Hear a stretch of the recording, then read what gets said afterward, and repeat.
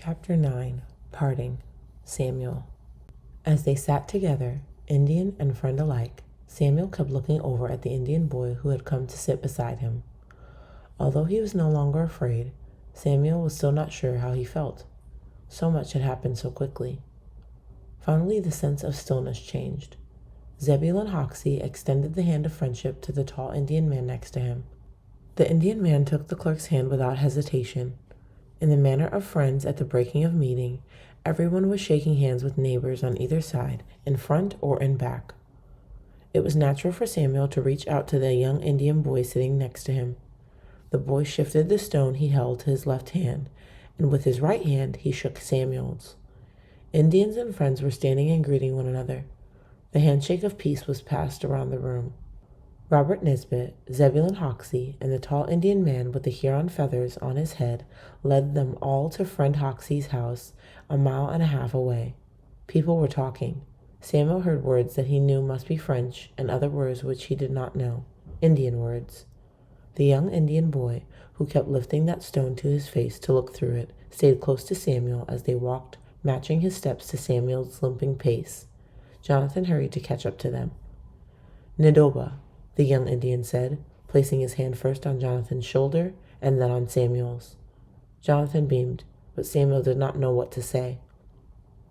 When they arrived at Zebulon Hoxie's house, bread and cheese were placed on a table. Samuel picked up one of the wooden trays with cheese on it and thrust it toward the Indian boy. "Here," Samuel said. "Eat."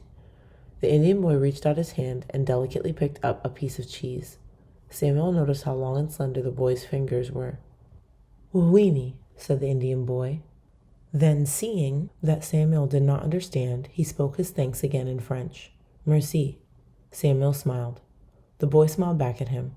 He placed his hand on Samuel's left shoulder and then on his own. Then he spoke further words in Abenaki. He looked over at Robert Nisbet, who was now standing near them. "He is telling thee that his name is Stand Straight," Robert Nisbet said, "and that he will always be thy friend, Nadoba, as thou art his." When they finished eating, Seize the Wind spoke to Robert Nisbet, who asked his host for a hammer and 2 nails. Then all of them followed Seize the Wind back to the front of the meeting house. Robert Nisbet took the hammer and drove the nails side by side into the wood above the meeting house door. The tall Abenaki man held up one hand and began to speak in French. "He says to us," Robert Nisbet translated, "that his name is Seize the Wind. He and the others came here because they were asked by the English to make war on the Americans. Before they fought, they wanted to see what kind of people we were. They surrounded our house, thinking they might destroy all who were within. But when they saw us sitting with our door open and without weapons of defense, they had no disposition to hurt us. Then they knew that they would not take the side of the king. They would take the side of peace. They would return to their own people. They will not fight in this war between King George and his children." Seize the Wind held up an arrow in both hands. He broke off the arrowhead and dropped it into the pouch at his side. Then he placed the arrow over the door to the meeting house, balancing it on the 2 nails. "This arrow," said Seize the Wind, as Robert Nisbet translated his words into English, "is our mark. It will not protect you from your own people, but those of my people, the Abenaki who see this, will do you no harm. They will know you are the people of peace." Samuel looked at Stand Straight.